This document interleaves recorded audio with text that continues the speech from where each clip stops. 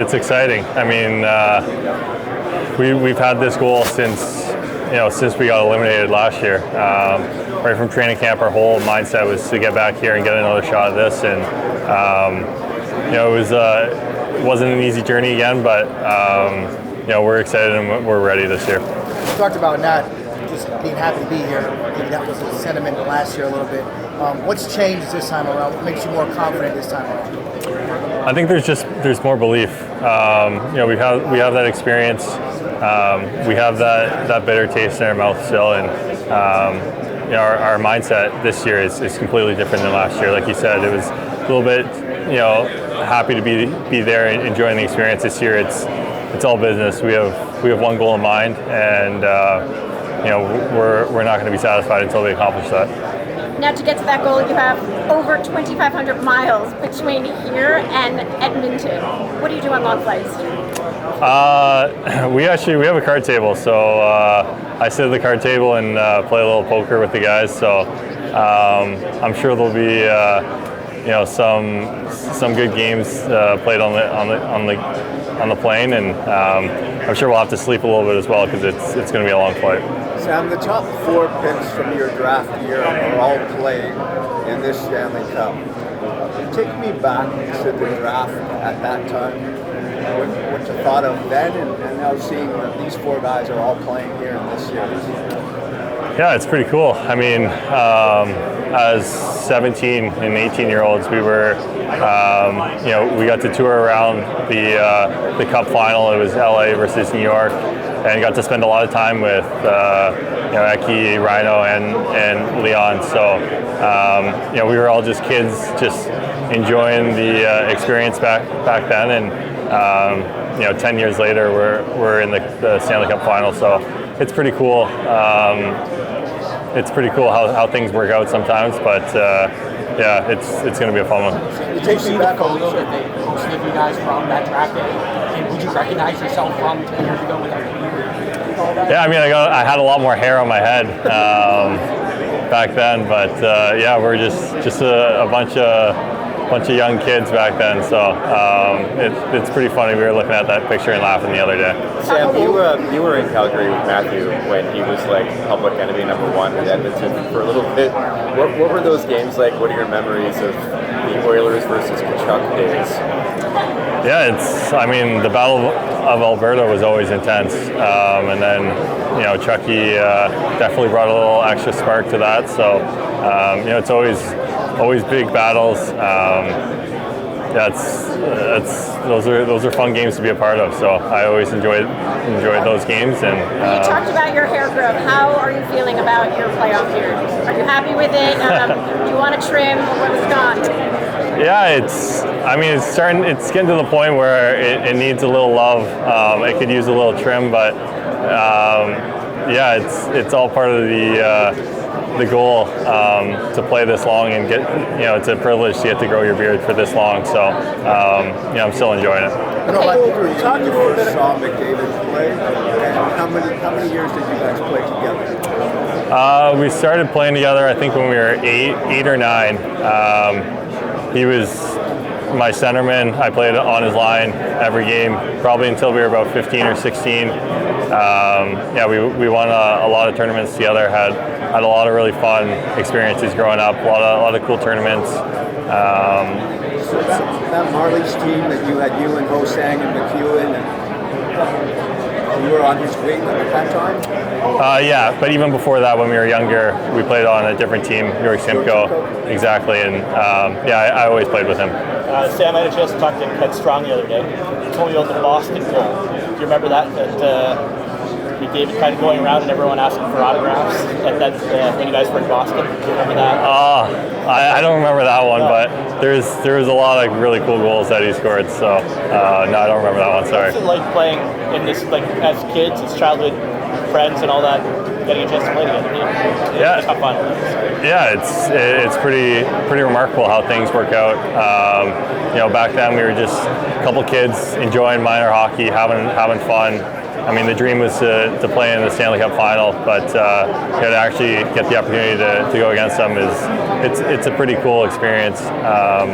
So definitely, cool how things work out sometimes. Everyone's spent a lot of time playing against Connor when you're in Edmonton, or when you were in Calgary, he was in Edmonton. What does it take to stop Connor? I mean, he's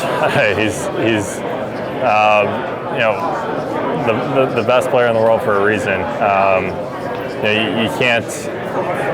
I think it's more going to be about limiting his opportunities, limiting his time and space. He's obviously still going to make some remarkable plays, but you just got to eliminate his time, his space, be aware when he's out there, and we have a game plan for that. Sam Murray was talking earlier today that he's had a long storied coaching career. What it would be like for him to hit that cup, and what would it be like for you guys after him coaching for nearly 30 years for him to win that for you guys? Yeah, he's one. I think he's one of the most respected coaches in the league, and for a good reason. He's been around for a long time. He's got a lot of experience, and he definitely has the full support of our entire organization and the full trust of our team. So we're definitely we're all pushing to win this for a lot of reasons, but he's a big part of it. Sam, I don't know if you answered this question already, but you were among the top 4 in the 2014 draft, and the 4 of you are going to be in this, the 2 of your teammates. Is it sort of surreal to be in the Stanley Cup Finals, the 4 of you 10 years later? Yeah, it's cool. I was talking about this earlier. It's back then we were just kids enjoying the experience. We were getting brought around New York. Got to go to a finals game there, and fast forward 10 years later, we're all playing with each other and against each other in the Cup final. It's funny how things work out sometimes, but it's definitely a cool experience. How do you have the community behind it? Can you talk a little bit about how the fans, being able to get a chance to experience you guys in the Stanley Cup final again, and also having other leagues supporting you guys as well, players from other leagues as well around town? Yeah, it's awesome. I mean, we've felt the support in this city. It just feels like every year it grows and grows, and it's pretty cool watching, and hearing other athletes or other coaches from the South Florida area support us, and we love seeing that. We love hearing that. The fans have been unbelievable this year again, so it really is. It's an unbelievable place to play, and the support is incredible. What was the feeling when you guys got Matthew Tkachuk, when you guys acquired him? You had played with him in Calgary, and was this feeling, let's go. We've got that piece now that's going to put us over the top.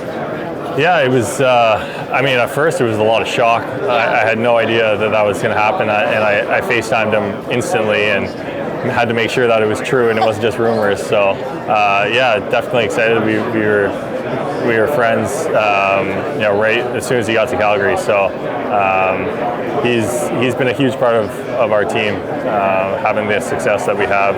So he's a massive part, and that's a big add for our team. Talk about the fan base a little bit about South Florida. It could be more different than the Edmonton, how far it is.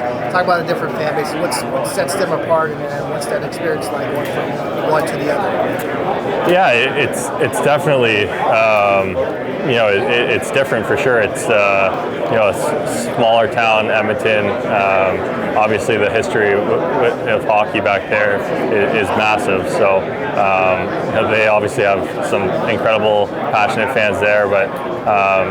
The fan base here is just growing and growing every year, and it's actually really remarkable to see. I never thought, because I played in Calgary before, I never thought that Florida had that good of fans, and and now being here and experiencing it firsthand, I couldn't have been more wrong. They're extremely passionate. They know the game, and it just seems to keep growing every year. Sam, just go back to minor hockey. Like Ken said, you could always tell you're uber competitive, but he struggled to find the right word, but he settled on prick that you've turned into now.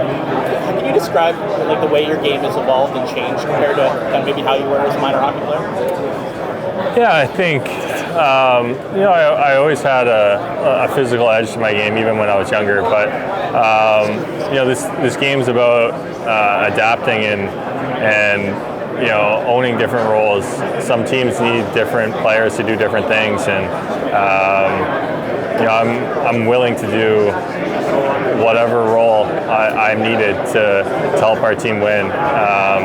Whether it's go out there and be a prick, or go try to generate some offense, go try to play hard defense. Whatever I need to do, I'm going to try to do it, and whatever it takes to win the Stanley Cup. Fun question here. The Stanley Cup Final, of course, is one of the biggest stages in sports. What is the most Hollywood thing about you? The most Hollywood? Yeah. I don't have too much Hollywood in me. I'm not sure.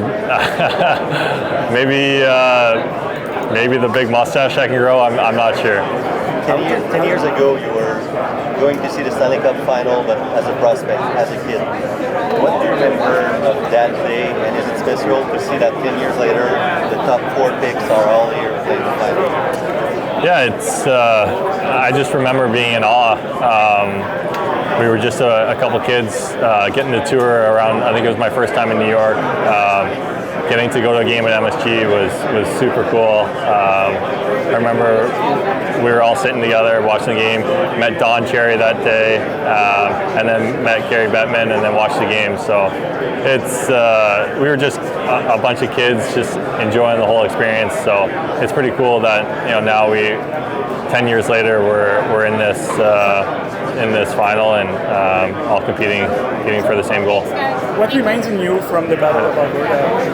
Is there a part of you that still lives it, or about the Battle of Alberta? Yeah, I mean, not so much, but obviously it's a big rivalry. Anytime we played against Edmonton, it was an intense battle, hard fought every game. So there's definitely I still remember those hard games, and I'm sure they're going to be pretty intense again. Anything different from